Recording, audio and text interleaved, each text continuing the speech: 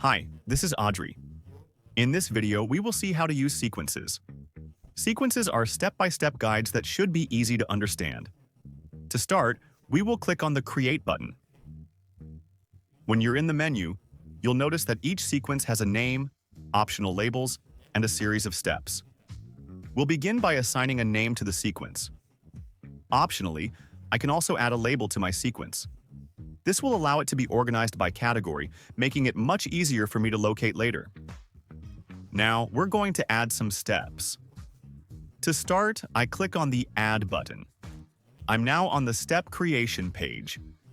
A step consists of media, which is an image or a video, content, which is text or a voice recording, as well as an optional timer.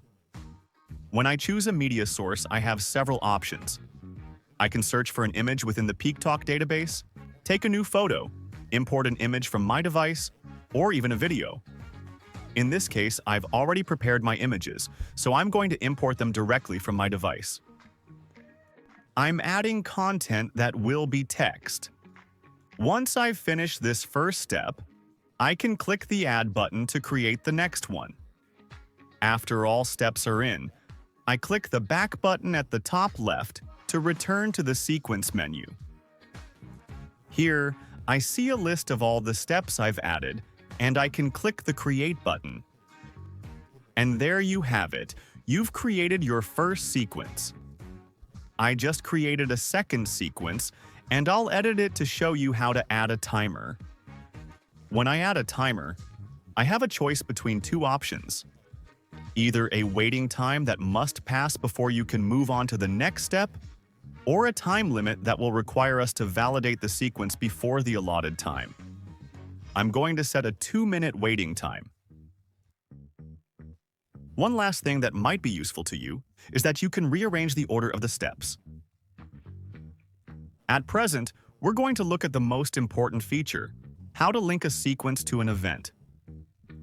To do this, I'll go to my calendar and then to my ophthalmologist appointment.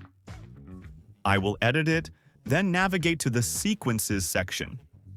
Once in the menu, I will select my two sequences and click Choose to add them to the event. And finally, I will click Save to save all my changes.